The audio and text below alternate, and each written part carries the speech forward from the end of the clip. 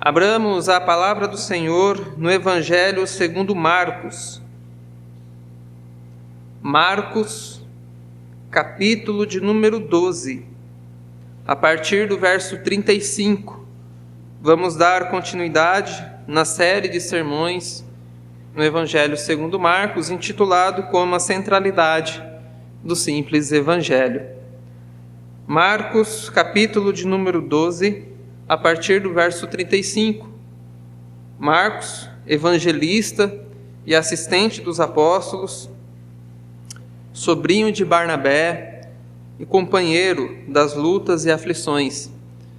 Ele é uma testemunha do que o Senhor tem feito em sua igreja e ele escreve aos cristãos de Roma. Por isso, dentre todos, este é o evangelho mais sucinto, é o mais breve de todos os evangelhos, dos 4 evangelhos. E ele vai enfatizar principalmente as passagens que são muito importantes do ministério e da vida do Senhor Jesus Cristo, pelo qual nós devemos ter conhecimento.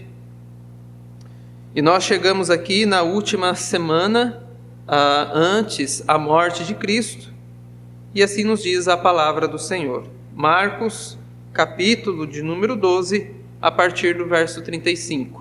Nos diz assim, aquela que é infalível, inerrante e autoritativa palavra de Deus.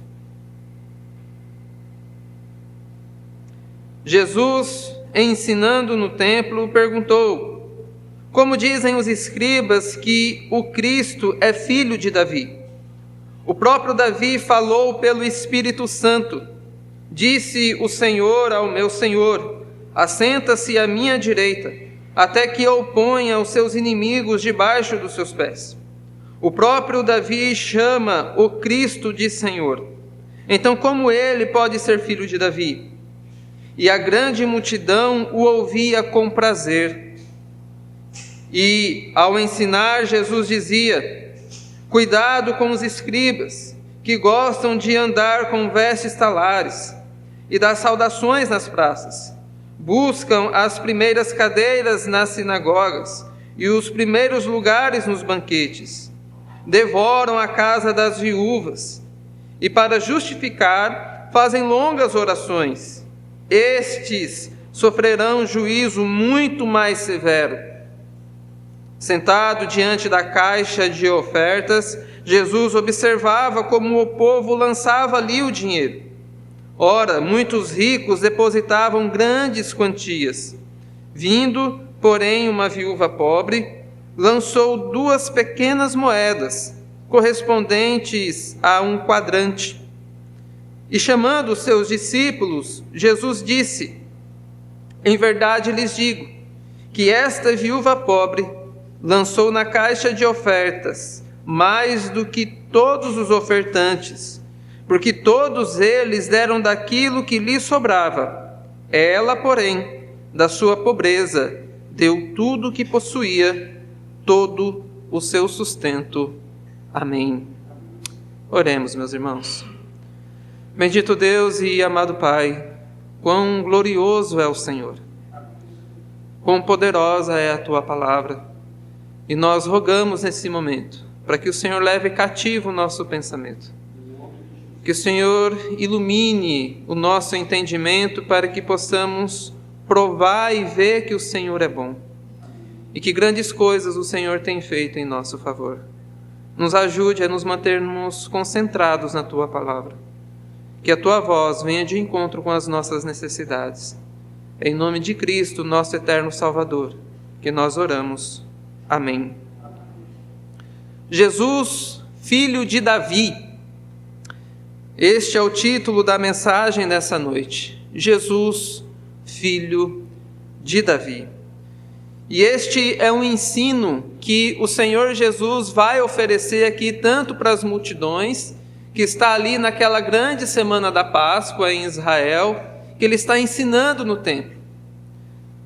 O assunto principal da passagem que nós acabamos de observar é a respeito da natureza do Cristo, quem Jesus realmente é.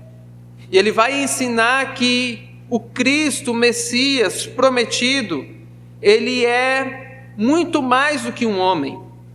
Ele é o próprio Senhor. E Jesus vai ensinar que nós só podemos e conseguiríamos amar a Deus através desse Cristo. Se os irmãos lembrarem, nós estamos aqui dentro dessa semana da paixão de Cristo, essa semana da Páscoa, e ele está tendo aqui alguns embates dentro do templo. Os seus inimigos querem pegar ele em alguma palavra. Então ele passa a ser questionado com assuntos delicados. Mas ele responde sabiamente a todas as abordagens. E agora ele vai passar a perguntar. A ele que estava recebendo algumas perguntas, agora ele passa a fazer perguntas, para mostrar que ele, de fato, é o cumprimento das promessas do Antigo Testamento, que ele é mais do que o filho de Davi segundo a natureza humana, que ele é o próprio Senhor. Jesus vai usar duas ilustrações aqui. Os escribas, como nós não devemos fazer, uma ilustração negativa, e também vai utilizar a viúva pobre como um exemplo de como nós devemos amar a Deus e também o nosso próximo. Como que nós devemos viver para a glória do Senhor. E a pergunta ainda, de uma forma introdutória, que eu faço para você é: quem é o Senhor Jesus Cristo para você? Essa é uma pergunta fundamental do cristianismo. Os 3 primeiros séculos do cristianismo foi debatido e discutido sobre a natureza de Cristo. Se ele era plenamente homem e plenamente Deus ao mesmo tempo. São fruto de grande reflexão da igreja, mas também um ato de revelação do Senhor para nós. Então Jesus ele vai se utilizar da Sagrada Escritura para ensinar. E o primeiro ponto que nós vamos observar aqui, que Jesus, como filho de Davi, ele é a razão do nosso amor. É por meio dele que nós vamos amar verdadeiramente ao Senhor e também ao nosso próximo, algo que ele acabou de dizer a um escriba que perguntou para ele qual era o maior mandamento. Então ele diz que o maior mandamento é amar a Deus de todo o seu coração, com toda a sua força, com todo o seu entendimento, de toda a sua alma, e o outro semelhante é amar o próximo. No decorrer da passagem, agora ele vai falar a respeito do Cristo, que é o mediador da aliança para que nós possamos amar a Deus verdadeiramente. Então nós vemos no verso de número 35 que Jesus, ensinando no templo, perguntou. Se você observar no verso 38, também diz, ao ensinar Jesus dizia. O que nós aprendemos aqui é que este ensinamento não é apenas um fruto de uma reflexão teológica, mas é uma revelação divina. É Jesus quem está ensinando, é Jesus quem está falando. E qual que é a natureza do seu ensino? Ele quer mostrar para todos os seus ouvintes que a promessa feita por Deus, que o mediador, o filho da aliança, aquele que viria da semente da mulher, que iria esmagar a cabeça da serpente, ele é mais do que simplesmente um homem. Ele é de igual natureza com o Pai. E como que Jesus vai realizar esse ensino? Ele pega um texto da própria Escritura. E ele pergunta, como dizem os escribas que Cristo é filho de Davi? O próprio Davi falou pelo Espírito Santo, disse o Senhor ao meu Senhor, assenta-se à minha direita, até que eu ponha os seus inimigos por debaixo dos seus pés. E algo importante que nós observamos aqui, meus irmãos, é que as Escrituras, ela não possui nenhuma contradição. É em cima dessa argumentação que Jesus vai ensinar. Jesus está dizendo, olha, os escribas, os fariseus ensinam que Jesus ele é filho de Davi. Os irmãos lembram da passagem do mendigo gritando, Jesus, filho de Davi, tem compaixão de mim? Então esse era um ensinamento de que o Messias viria da linhagem de Davi. Por isso que eles falou que Jesus, que o Cristo, ele era filho de Davi. Aí Jesus faz uma pergunta: como que ele pode ser filho de Davi, se Davi chama ele de Senhor? Ou seja, Jesus está mostrando para nós que a Sagrada Escritura ela não possui contradição, ela não possui erros, que ela é verdadeira. Jesus olha para a Sagrada Escritura e interpreta ela dessa forma. E o objetivo da Sagrada Escritura também nos é apresentado por Jesus aqui. Que o objetivo da Sagrada Escritura é nos apresentar quem é o Cristo. Que Ele é de igual natureza com o Pai. Algo importante para nós observarmos é ver como Cristo tinha reverência pelo texto sagrado, inspirado. Ele diz que Davi falou pelo Espírito Santo. Aquelas palavras não são palavras meramente de homens, mas são palavras de Deus. E o que ela ensina? O Senhor disse ao meu Senhor, quem está falando isso é Davi. O Deus Pai disse ao Deus Filho: assenta-se à minha direita, até que eu ponha todos os seus inimigos por estrado dos seus pés. É o Deus Pai falando com Deus Filho. E este é o ensino e esta é a revelação de Deus para nós, que desde o Antigo Testamento já é apontado para nós a divindade de Jesus, de Cristo, do Messias, que o Pai iria enviar o seu próprio Filho. Por que de Davi? Porque foi prometido a Davi um reino eterno, que ele não ficaria sem descendência, mas que o seu descendente iria reinar perpetuamente. Ou seja, a promessa de Deus desde Gênesis capítulo 3, verso 15, é que ele iria eliminar todo o mal, através da sua promessa. Então Jesus ensina aqui que as Sagradas Escrituras estão apontando para ele. Jesus mostra aqui que os escribas e os sacerdotes, juntamente com os fariseus, eles não conheciam as Escrituras e nem o poder de Deus. A autoridade do ensino aqui, a autoridade divina do Espírito Santo. Jesus mostra que toda a autoridade da Sagrada Escritura provém do Senhor. E nós vemos como esse ensino de que o Cristo, ele não é meramente um homem, mas ele é o próprio Deus, como que ele foi recebido. No final do verso 37, e a grande multidão ouvia com prazer, tinha alegria em ouvir a voz do Senhor. Este ensino da parte de Deus. Nós lembramos dos discípulos do caminho de Emaús, quando eles falaram um com o outro. Não nos ardia o nosso coração quando ele expunha as Escrituras? E é assim que a multidão ouvia Cristo falar, que todo o Antigo Testamento aponta para ele, como o cumprimento das profecias. E aqui nós vemos que Cristo é superior a Davi e igual a Deus, que o mediador e Messias é mais do que um homem, ele é o próprio Filho de Deus, de igual natureza e glória com o Pai.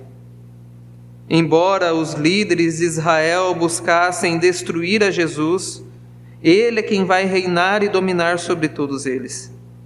Nós só conseguiremos amar a Deus com todo o nosso coração através da obra de Cristo Jesus, o nosso Senhor. Diante disso, meus irmãos, como é que os irmãos olham para a Sagrada Escritura? Será que nós temos a mesma reverência que Cristo teve com a Sagrada Escritura? Será que nós lemos realmente a Bíblia a fim de encontrar Cristo ali? Ou apenas tratamos ela como um texto antigo, sem nenhum significado e importância para nós hoje? Meus irmãos, a razão da nossa esperança está em Cristo Jesus, porque Ele foi prometido para nós. E Ele é mais do que um homem mortal. Ele é o próprio Filho de Deus. E é isso que Ele ensina às multidões. De igual natureza e poder com o Pai. E essa fé é compartilhada entre toda a igreja desde o Antigo Testamento.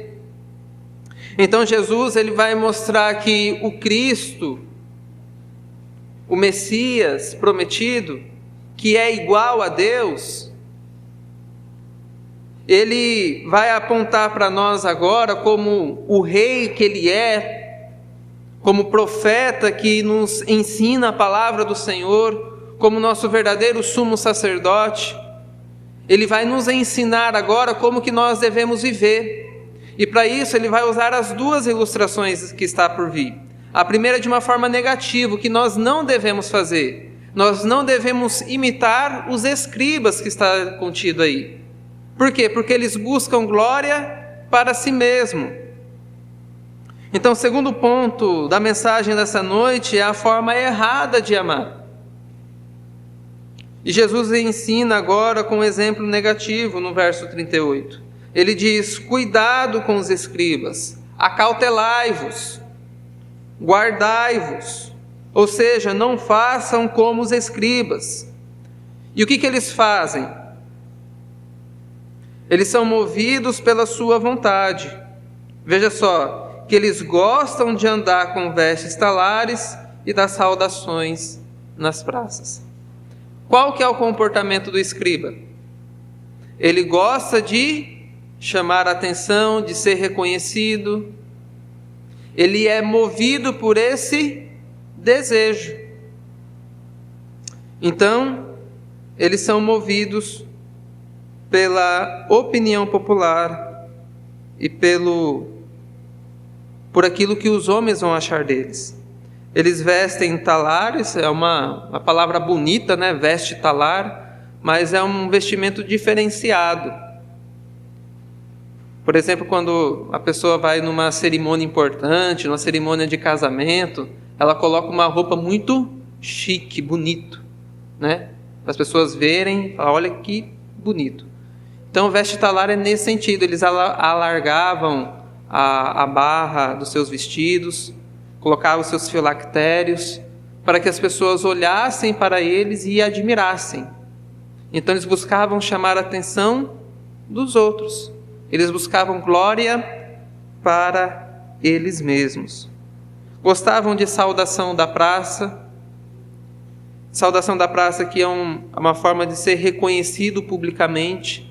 Eles gostavam de serem vistos como pessoas importantes, piedosas, pessoas de respeito. Era assim que eles gostavam de serem vistos.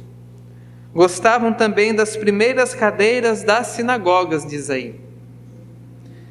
E é engraçado, né? Porque quando você frequenta a igreja, vai visitar a igreja, as primeiras cadeiras quase ninguém senta, né? É uma prática quase comum. Todo lugar que você vai, ninguém quer sentar na frente ali porque acha que fica muito exposto, talvez. Mas naquela época era algo de muito renome. Só sentava na frente quem era importante, quem havia fazer algum tipo de participação no culto da sinagoga.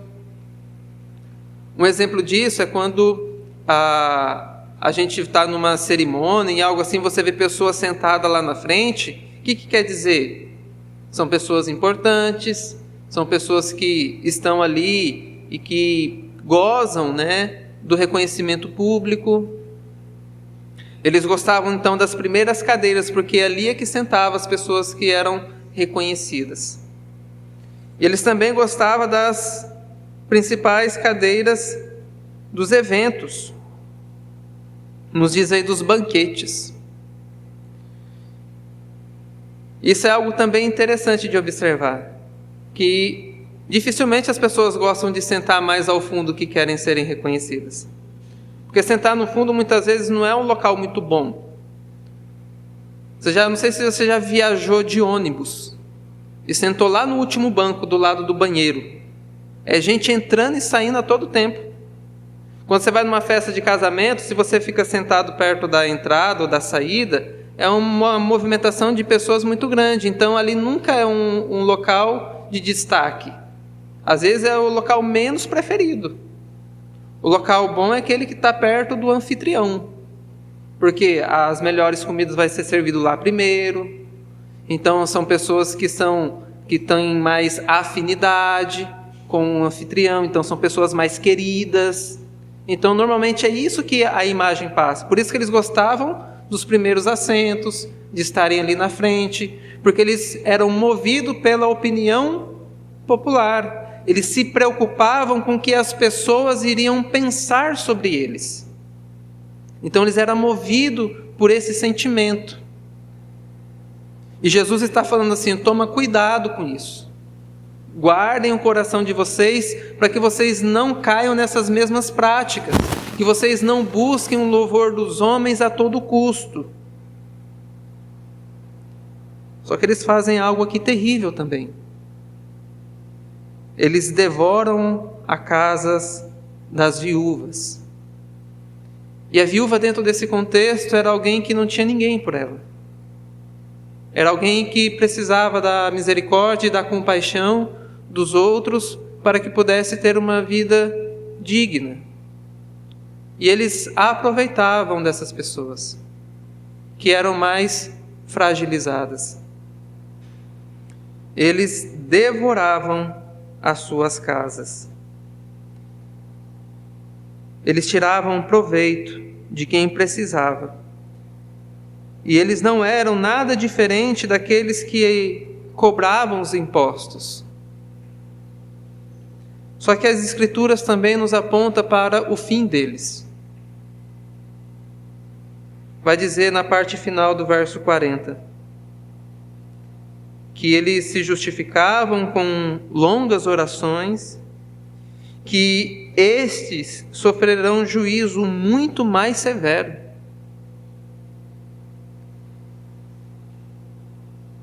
Jesus denuncia aqui e faz uma grande advertência, não só aos escribas, mas todos quantos se assemelham a eles.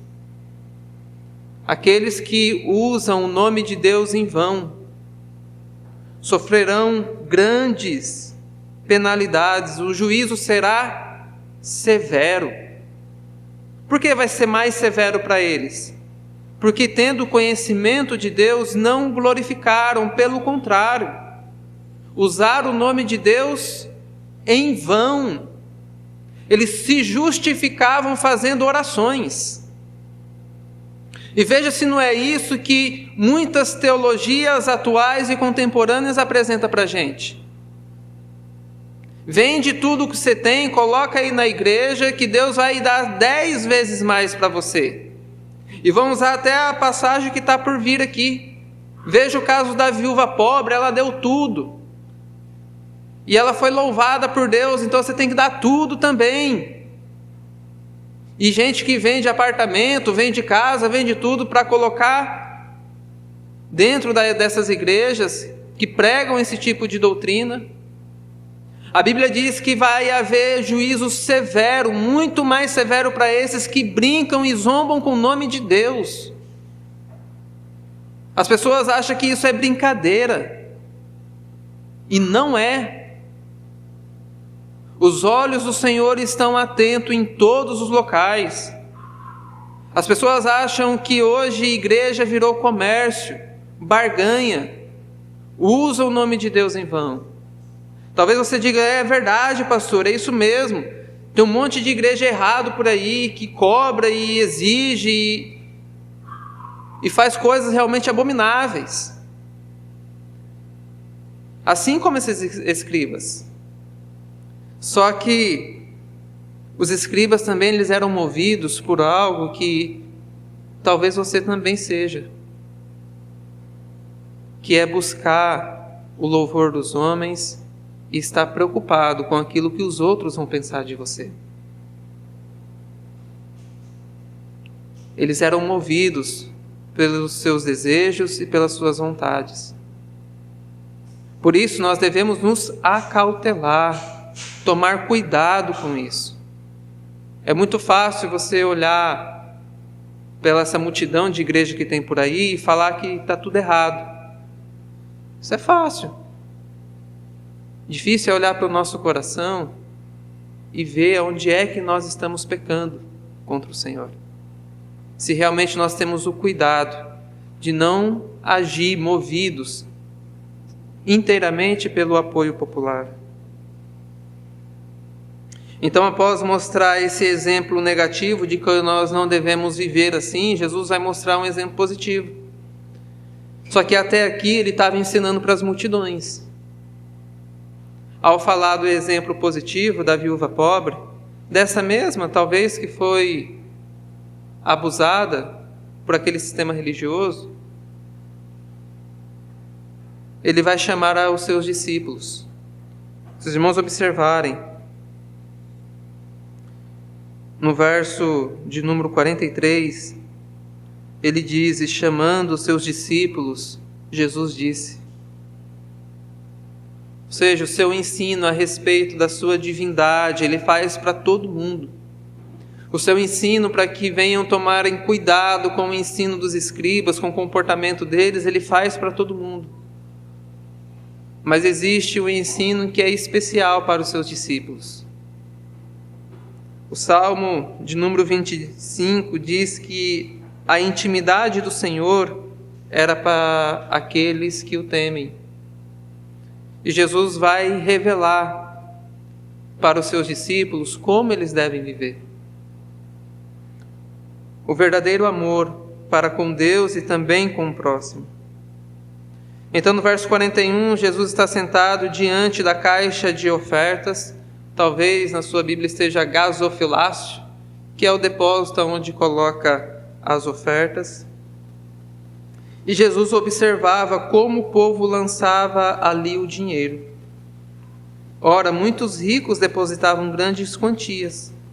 Vindo, porém, uma viúva pobre, lançou 2 pequenas moedas, correspondente a 1 quadrante. Veja que Jesus está observando tudo o que acontece ali. Existe a corrupção entre a liderança daquele povo. Existe uma corrupção no culto que estava acontecendo, que ele vai expulsar os cambistas antes disso. E ele está observando como que as pessoas vêm adorar a Deus. E ele vê uma viúva, diz o texto, pobre, que lançou tudo que ela tinha ali, que eram 2 pequenas moedas. Essas pequenas moedas eram as moedas de menor valor que tinha naquela época. Hoje talvez a moeda de menor valor que nós temos é 1 centavo. Então, se a gente for tentar fazer um paralelo com isso, seria colocar 2 centavos ali na caixa de oferta. Era tudo que ela tinha. Ela só tinha isso. E Jesus diz que ela deu mais do que todos os outros que estavam ali. Jesus mostra que essa viúva pobre, ela adorou a Deus corretamente, mais do que todos os outros. E nós vemos o que essa mulher fez. Primeira coisa que ela fez, ela foi ao templo para adorar a Deus. Nos diz a palavra do Senhor, vindo, porém, uma viúva pobre. Ela sabia das circunstâncias que ela se encontrava e que também todos ali se encontravam. Ela sabia da opressão que havia, das injustiças que eram realizadas. Ela sabia dos grandes problemas que tinha, mas isso não a impediu de ir adorar a Deus. Havia grandes problemas, mas ela não ficou constrangida com isso de ficar impedida de ir na casa do Senhor. O templo de Israel era o único local de adoração. o único local em que ela poderia adorar a Deus de uma forma pública e coletiva com toda a nação. Então, mesmo que ela tivesse grande dificuldade ali, isso não a impossibilitou de ir à casa do Senhor. Então ela foi e chegou lá, tinha um monte de gente rico colocando grandes depósitos, grande quantia de dinheiro, e ela só tinha apenas as 2 moedinhas. Mas o que fica ressaltado aqui para nós, meus irmãos, que não é a quantidade que Deus está se importando, mas sim com a disposição do seu coração. Porque o texto diz que ela deu tudo o que ela possuía, enquanto os outros só deu aquilo que sobrava. Ou seja, ela confiou os seus cuidados ao Senhor. Ela confiou que a vida dela dependia do Senhor. Aqui não é uma questão de quantia de valor, mas sim a disposição do seu coração. Por isso que ela deu mais do que todos, porque ela se lançou aos cuidados do Senhor. O Senhor disse que ela depositou tudo o que ela possuía. Confiou que todo o seu sustento está em Deus, mesmo que isso não valesse muita coisa. Ela sabia que os seus recursos eram muito pequenos, mas ela confiou que, apesar de não valer nada, aquilo poderia ser importante ao Senhor. Ela confiou a sua vida ao Senhor. Dentro do templo havia um sistema também de cuidar dessas pessoas, pobres, viúvas, que não tinham sustento. Mas a disposição do seu coração é o que realmente importou ali. Ela confiou que Deus iria prover o que para ela fosse necessário. Por isso, ela foi louvada aqui pela sua atitude. Depositar-se aos cuidados de Deus é o que mais vale para o Senhor. Então, meus irmãos, nós chegamos aqui ao final dessa passagem e nós vemos que Cristo revela, Jesus, ele revela que Cristo, ele é igual a Deus Pai, igual em natureza, majestade e glória, e que através dele nós podemos servir a Deus e adorar a Deus verdadeiramente, colocando nele toda a nossa confiança e esperança. Nós não devemos fazer como os escribas, como os fariseus, que buscavam louvor para si, que buscavam chamar a atenção. Nós devemos tomar cuidado com isso, que pelo contrário, nós devemos nos lançar aos cuidados do Senhor, porque Ele tem cuidado de nós. Já disse o apóstolo Pedro: lance toda a sua ansiedade no Senhor, porque Ele tem cuidado de vocês. Neste Senhor, que é Deus Pai, Filho e Espírito Santo. Nós vemos, meus irmãos, a Trindade Santa revelando-se para nós através da Sagrada Escritura. Por isso, nós chegamos a algumas conclusões, e a primeira delas é que Jesus observa todas as coisas. Jesus olha para você aqui hoje, e Ele conhece como está o seu coração. Jesus olha para você neste momento. Jesus está te ensinando que Ele é verdadeiramente Deus e Senhor de todo o mundo. Veja que o próprio rei Davi, um grande Senhor, o próprio rei Davi que liderava a nação de Israel, homem valente, homem de guerra, forte, ele confiava no Senhor. Ele chamou o Messias de meu Senhor.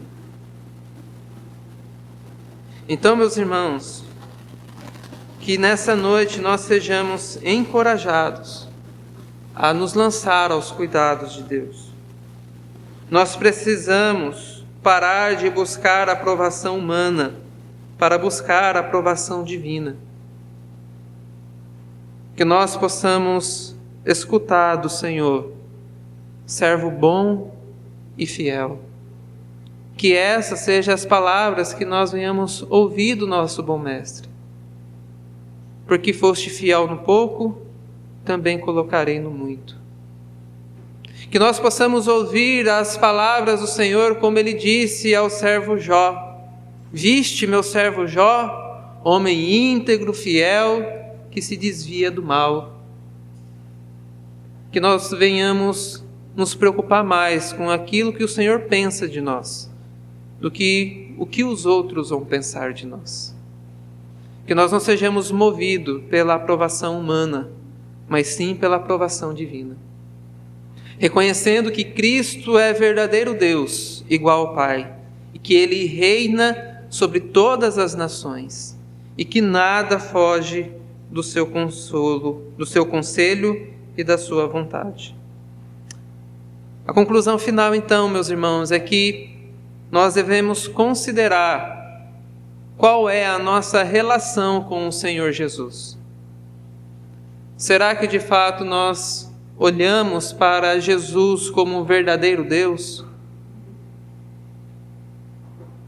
Verdadeiro homem e verdadeiro Deus?